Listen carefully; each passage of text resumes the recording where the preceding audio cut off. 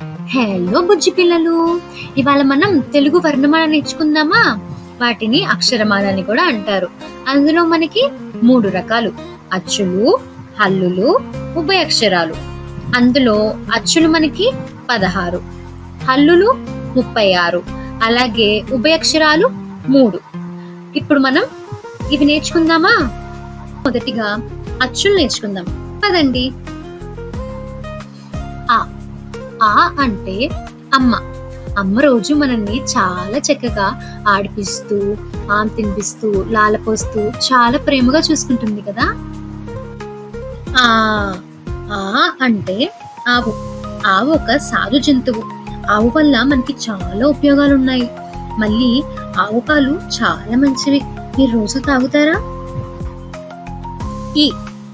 ఈ అంటే ఇల్లు. అమ్మ, నాన్న, అక్క, చెల్లి, తమ్ముడు అందరం కలిసి ఒక ఇంట్లో ఉంటే భలే సందడిగా ఉంటుంది. ఈ అంటే ఈగ. ఎక్కడైనా శుభ్రంగా లేకపోతే ఈగలు వచ్చి వాలిపోతాయి. అందుకే మన పరిసరాలన్నీ శుభ్రంగా ఉంచుకోవాలి, హెల్దీగా ఉండాలి. ఊ అంటే ఉప్పు. ఉప్పు మనకి సముద్రం నుంచి వస్తుంది. ఏ వంటకానికైనా ఉప్పేస్తేనే రుచి, కానీ మితంగానే తినాలి. ఊ అంటే ఉయ్యాల. ఉయ్యాలాట చాలా బాగుంటుంది. మీరు ఉయ్యాలు ఊపుతారా? రు అంటే ఋషి. మన ఋషులు చాలా గొప్పవాళ్ళు. మనకి కొన్ని వేల సంవత్సరాల క్రితమే చాలా జ్ఞానాన్ని అందించారు.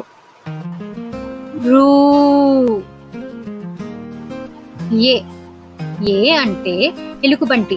ఎలుగుబంట్లు అడవిలో ఉంటాయి. మనకి ఎలుగుబంటి బొమ్మలు కూడా ఉంటాయి కదా, అవే టెడ్డీ బేర్స్. మీకు ఇష్టమా?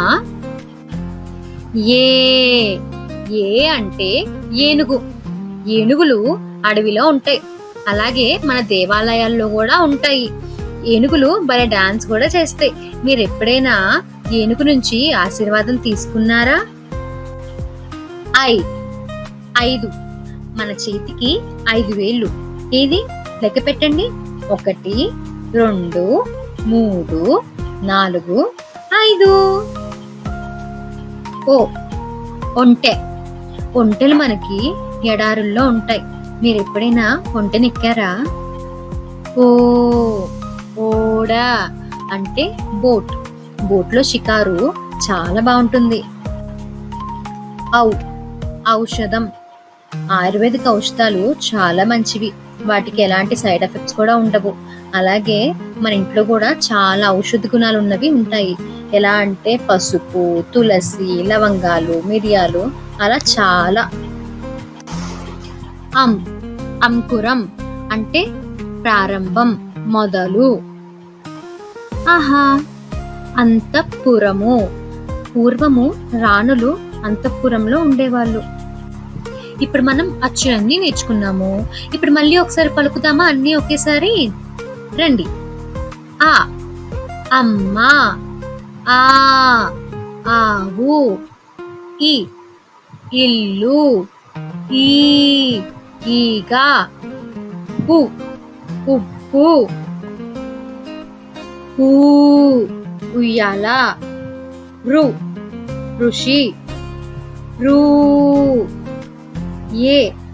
ఎలుగుబంటి, ఏనుగు, 5. ఒంట, ఓడ, ఔషధం, అంకురం, అంతఃపురం.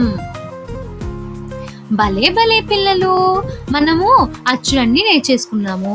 వచ్చే వీడియోలో హల్లులు అండ్ ఉభయక్షరాలు నేర్చుకుందాము. Stay tuned.